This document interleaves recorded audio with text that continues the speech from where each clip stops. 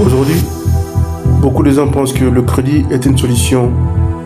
Acheter maintenant et payer plus tard.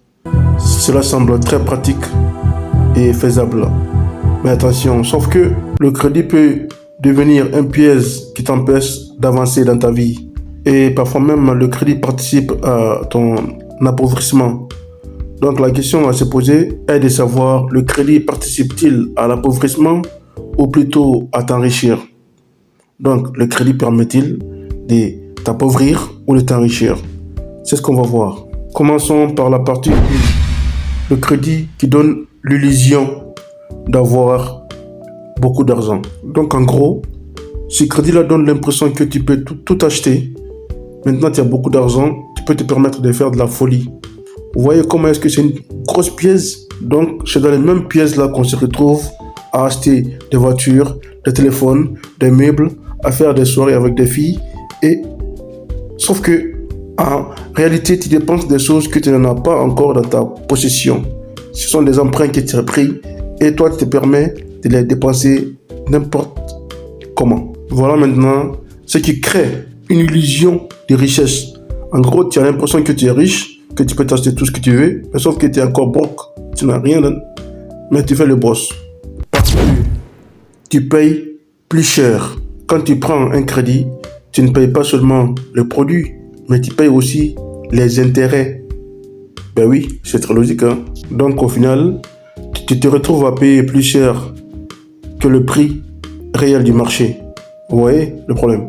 Et le crédit est long à rembourser. Donc tu te retrouves à payer tous les mois au fur et à mesure des mois. Mais sauf que c'est compliqué de payer tous les mois. Vous imaginez? Parlons maintenant de la partie 3. Le problème du crédit, c'est qu'il te bloque. Chaque mois, tu dois rembourser. Vous voyez comment c'est compliqué? Chaque fin de mois, dis-toi que ton salaire est déjà utilisé avant même que tu le reçoives. Vous imaginez, ton salaire soit même utilisé avant même que toi tu puisses l'avoir. Et ceux qui ont plusieurs crédits ne pourront jamais s'en sortir. Ou bien, en tout cas, ça sera très compliqué pour eux de pouvoir s'en sortir avec plusieurs crédits. Partie 4. Le danger. La prévention du danger. Qu'est-ce qu'il faut faire? Donc, le truc, c'est que beaucoup de gens se retrouvent dans une espèce de spirale. Aujourd'hui, un crédit, demain, un autre. Et ensuite, après-demain, un autre crédit. Et ils travaillent juste pour pouvoir rembourser ces crédits qu'ils ont eu à emprunter. Et ces crédits qu'eux-mêmes, ils ne savent même pas qu'est-ce qu'ils ont fait concrètement avec ces crédits-là en question. Et donc, c'est en ce moment-là que le crédit devient un piège. Puisque au lieu que toi, tu le contrôles, maintenant, c'est le contraire. C'est elle qui te contrôle. Elle prend possession à ta vie. Et donc, en conclusion, le crédit n'est pas toujours mauvais. Mais mal utilisé, elle peut te rendre pauvre et te mettre dans un gouffre, puisque tu ne pourras pas rembourser l'argent qui t'a été prêté. Et là, ça devient un problème. Vous comprenez? Donc, le crédit, c'est pas le crédit qui a le problème. C'est plutôt toi qui gères mal financièrement. C'est là le problème. Je vais encore réitérer mes propos. C'est que le problème, ce n'est pas le crédit. Ça dépend de comment est-ce que toi, tu vas utiliser le crédit là en question.